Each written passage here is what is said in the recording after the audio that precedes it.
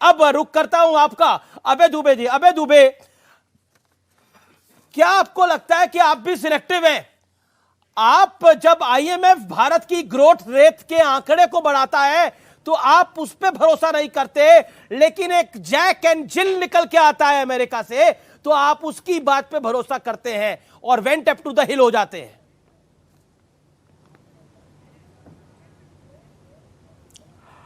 अमीश देवगन जी, ये पहला अवसर नहीं है कि मोदी सरकार ने भारत के प्रजातंत्र पर इतना घातक हमला किया हो जी। याद कीजिए, जो अभी जैक डोर्सी ने आरोप लगाए हैं उसकी गंभीरता इस बात से समझ में आती है कि मोदी सरकार ने हर संभव कोशिश की कि भारत के अपने भाग्य विधाता अन्नदाता किसानों को कुचलकर रोंद कर उनकी न सिर्फ आजीविका को मार दिया जाए, बल्कि लखीमपुर खीरी में तो खुद किसानों को रोंद दिया, उनके राह में कील और कांटे बिछा दिए, उनको पाकिस्तानी और खलिस्तानी बता दिया।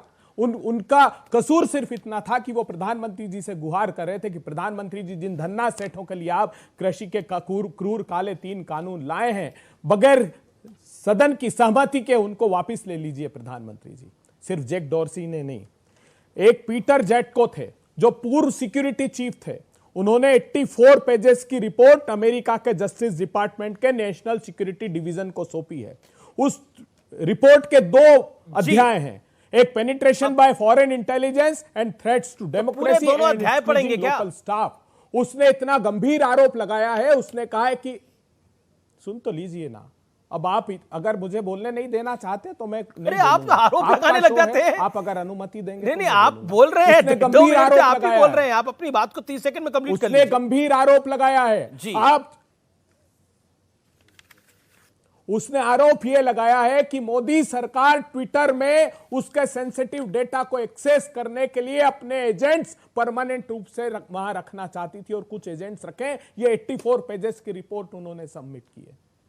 क्या सिर्फ विदेशी भूमि से ये आरोप लगाते कि विदेशी भूमि से भारत पर हमला हो रहा है? अरे नहीं साहब, अगर दैनिक भास्कर समूह इस बात का खुलासा कर दे, शमशानों की लिस्ट लेकर कि कोरोना की विभीषिका में किस प्रकार तिल तिल कर तड़प तड़प कर लोगों ने दम तोड़ा है, उस संस्थान पर छापा मार देते हो, द वायर पर छापा मार देते हो, आप न्यूज लॉन्ड्री, न्यूज क्लिक पर छापा मारते हो, ये तो भारत के अपने संस्थान है। एक पंकज जायसवाल अगर उत्तर प्रदेश में ये रिपोर्ट प्रकाशित कर दे कि बच्चों को नमक के साथ रोटी खिलाई जा रही है, तो गंभीर धारा में उसके खिलाफ अपराध पंजीबद्ध कर देते हो। मध्य प्रदेश के सतना में पत्रकारों को नंगा करके उनकी वीडियो वायरल करते हो थाने के अंदर बैठाकर। ये असली स्वरूप है। आप न सिर्फ भारतवर्ष के नागरिकों को, आप देखिए, अगर किसान आंदोलन करें तो खलिस्तानी पाकिस्तानी, अगर अग्निवीर को लेकर युवा आंदोलन कहें तो कहते हैं कि ये देशद्रोही हैं, अगर पहलवान सड़कों पर आ जाए तो उनको देशद्रोही बताते हैं। लेकिन मेरे सवाल का जवाब, एक सेकंड, मेरे सवाल का जवाब आपने नहीं दिया।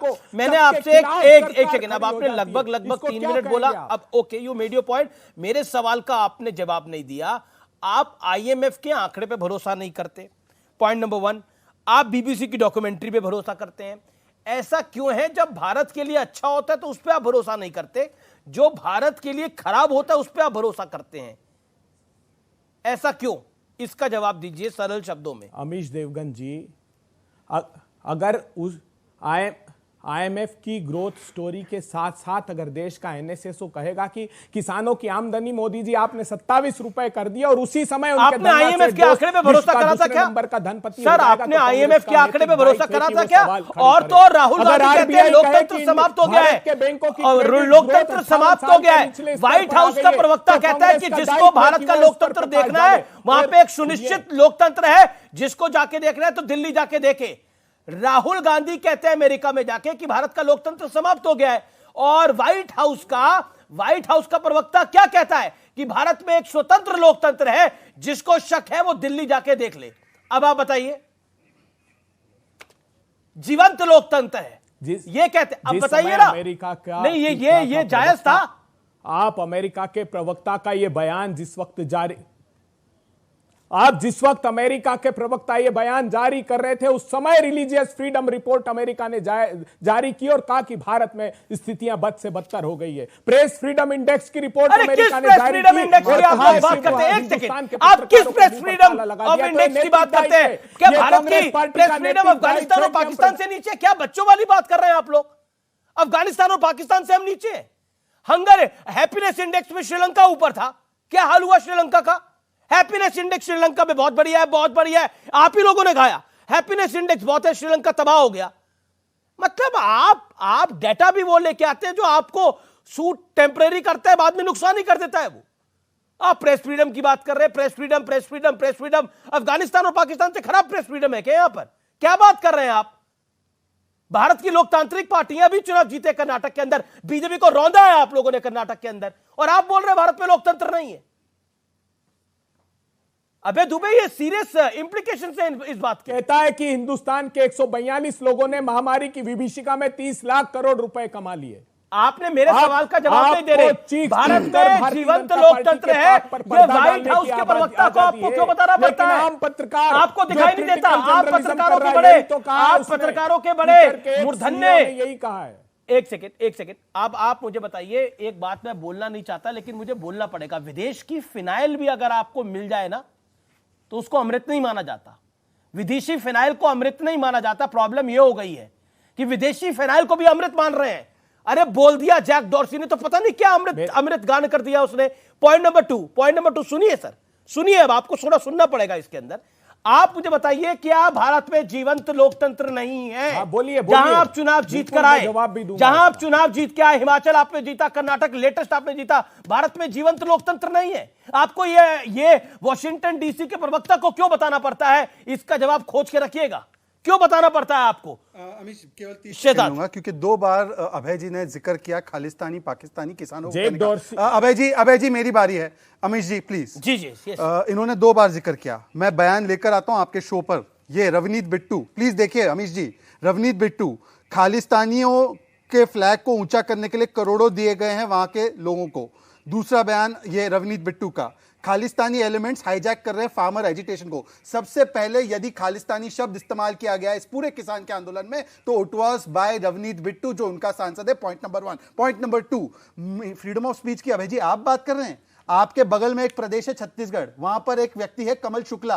कमल शुक्ला की गलती क्या थी पता है? उसने इलेक्ट्रिसिटी के विषय पर फेसबुक पर पोस्ट डाला तो सेडिशन डाल दिया। आपकी यूपीए की सरकार थी, किस प्रकार से एमवीए ने महाराष्ट्र में पत्रकार से लेकर कंगना रनौत के घर को तोड़ा, किस प्रकार से आपने 8000 लोगों पर सेडिशन केस डाला। Press bill, anti defamation bill, ये किसकी उपज है? इमरजेंसी में सेंसरशिप किसकी उपज है? मजरू सुल्तानपुरी से लेकर के किशोर कुमार तक के गाने बंद करवा दिए, ये आप लोगों ने किया है। और आज आप बात कर हैं फ्रीडम ऑफ स्पीच की। और आखिरी बात मुझे बता दीजिए, जो ट्विटर के ऊपर कानून लागू किया गया, ad hoc committee headed by Jairam Ramesh, वो कहती है कि सोशल मीडिया प्लेटफॉर्म को इंटरमीडियरी का सेफगार्ड नहीं मिलना चाहिए, उन पर कार्रवाई होनी चाहिए। क्या वो रिपोर्ट गलत थी? जेपीसी रिपोर्ट 2021 जिसमें मनीष तिवारी और जयराम रमेश थे, जिनकी रिकमेंडेशन थी कि strong action should be taken on social media. आप बताइए, जब आपकी ही रिपोर्ट पर कार्रवाई हो तो वो अब किस प्रकार से गुनहगार हो जाते हैं और आप सजेस्ट करें तो चमत्कार हो जाता है। बताइए जवाब। अबे दुबे। अमीश देवगन जी, मोदी सरकार से प्रार्थना है कि जो भी प्रजातंत्र की स्वस्थ व्यवस्था का रास्ता दिखाए उसको रास्ते से हटाने की कोशिश मत कीजिए। आपका और देश का दोनों का नुकसान होगा। प्रधानमंत्री जी, आज ये देश नहीं जानता कि किस प्रकार किसानों के आंदोलन को कुचलने की कोशिश की।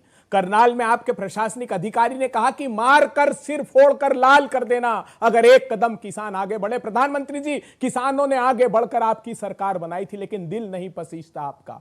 आप बताइए ना, अगर इस देश के इतिहासकार, कलमकार, कलाकार कहें कि असहिष्णुता बढ़ रही है तो ये कहते हैं अवार्ड वापसी गैंग है ये। अगर इस देश के न्यायाधीश सड़कों पर आए, आजाद भारत के इतिहास में पहली बार हुआ, और देश के नागरिकों से कहा कि लोकतंत्र को बचा लीजिए, तो राष्ट्रीय स्वयंसेवक संघ का मुखपत्र यह लिखता है कि ये जो रिटायर्ड जज हैं सुप्रीम कोर्ट के, ये देशद्रोही हैं। इस श्रेणी से उनको आप संज्ञा देते हैं। प्रधानमंत्री जी, आप काफी सही बातें बोल रहे हैं। अबे जी, आज मैं दिल से कहना चाहता हूं, आप काफी सही बातें कह रहे हैं। आपको प्रेस की बहुत चिंता है, आपको पत्रकारों की बहुत चिंतित है, आप भारत के लोकतंत्र के लिए बहुत व्यथित है। आपको लग रहा है लोकतंत्र बिल्कुल मजबूत रहना चाहिए। एक बात बताइए, इंदिरा गांधी सही है या राहुल गांधी सही है? एक प्रश्न का जवाब दीजिए, सही कौन है ज्यादा, इंदिरा जी या राहुल जी? देश में प्रजातंत्री व्यवस्था रहे, यही सही है। नहीं मैं आपसे, अरे मैंने आपसे तो सवाल पूछा, आप उसका जवाब दीजिए ना। आप इफ एंड बैट कर रहे हैं, अगर जवाब नहीं है तो बात आगे बढ़ते हैं, बढ़ाते हैं। इंदिरा जी सही है या राहुल जी सही है? इंदिरा जी ने अपने प्राणों को आहूत कर दिया। बिल्कुल, कौन डिनाय कर रहा है? सही और अरे गलत का मैं तो प्रमाण पत्र नहीं सिर्फ चाहिए सवाल, किसी से। आप ये पूरी देश के डेफिनेशन करोड़ों बता रहे हैं, करोड़ व्यूअर्स आप सुन रहे हैं मेरे 140 सवाल करोड़ को।